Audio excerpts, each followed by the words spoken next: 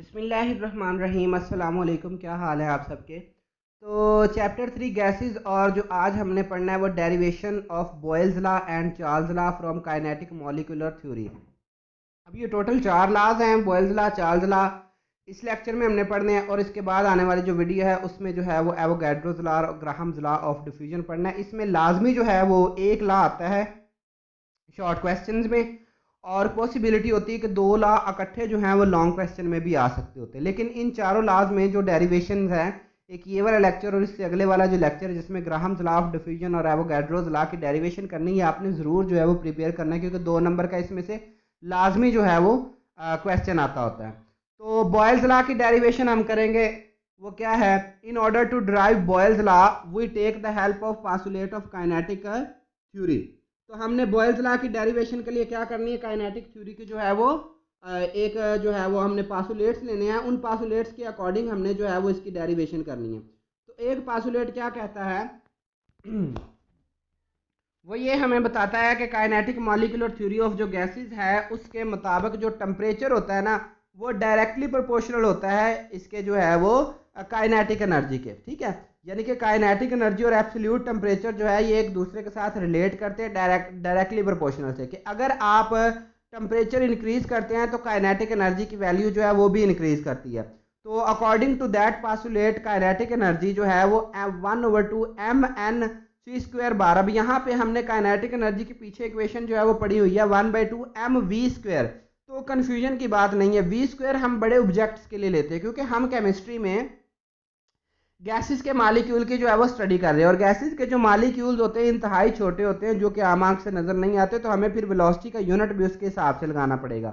और पीछे जो है मैंने जो काइनेटिक मॉलिक्यूलर थ्योरी वाला लेक्चर दिया उसमें मैंने ये c² और मुख्तलिफ किस्म की जो वेलोसिटीज थी वो मैंने बताई थी आप लोगों को, कि किस तरह से जो गैस के मालिक्यूल है वो डिफरेंट किस्म की वेलोसिटी जो है वो पोजेस कर सकते होते हैं। तो kinetic energy is directly proportional to temperature. Kinetic energy जो है वो 1/2 mnc² directly proportional to temperature आ जाता है।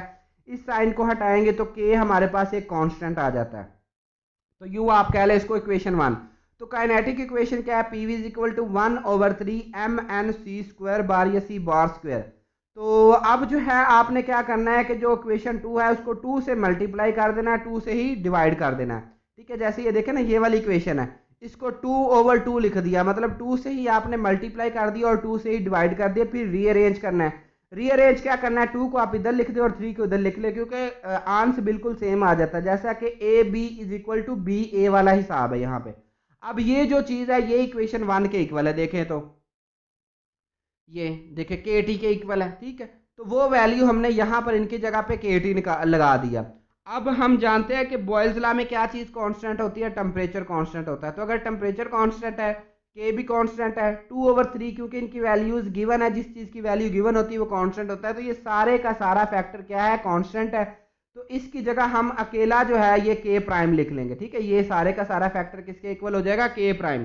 तो ये जो इक्वेशन 4 है वो बन जाएगी P V is equal to K prime. This is Boyle's law, क्या के product of pressure and volume is a constant quantity.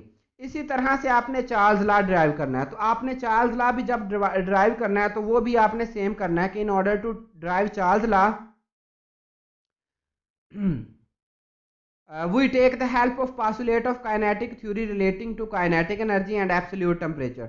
So according to that postulate, kinetic energy 1/2 mnc² is directly proportional to absolute temperature. तो kinetic energy is directly proportional to temperature. तो kinetic energy क्या है, 1/2 mnc² directly proportional to temperature. इस sign को हटाया तो यहाँ पे हमारे पास kT आ जाएगा।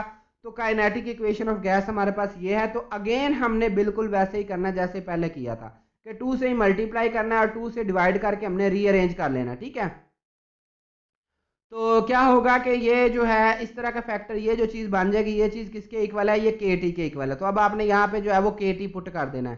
फिर अगेन आपने रीअरेंज करना है, क्योंकि पी उधर लेकर जाना और टी इधर लेकर जाना। उसकी वजह यह है कि जो चार्ल्स लॉ है उसमें जो है वो प्रेशर कांस्टेंट होता है, तो इस वजह से जो है वो हमें प्रेशर उधर लेकर जाना पड़ेगा और टेम्परेचर इधर ले आए।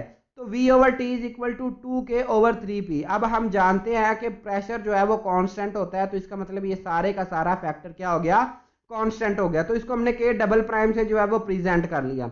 तो V over T is equal to K prime, ये जो है ये चालतला है कि the ratio of volume and temperature is a constant quantity. तो ये चालतला की जो है वो जो स्टेटमेंट बन जाती होती है जी। तो जज़ाकल्लाह जी, अगर आपको ये लेक्चर अच्छा लगा तो आपने सब्सक्राइब चैनल को ज़रूर करना, और इस लेक्चर को आपने दोबारा ज़रूर देखना है कि जो बायो के स्टूडेंट्स हैं, मैथ वालों को तो बड़ी आसानी से ये कैलकुलेशन समझ आ जाती है, लेकिन बायो वाले जो हैं वो बार बार देखिएगा, क्योंकि ये लाजमी जो है इन दोनों में से अक्सर जो है वो एक आ जाता है, ठीक है, और एक जो है वो एवोगैड्रोस लॉ और ग्राहम लॉ ऑफ डिफ्यूजन में से आता है।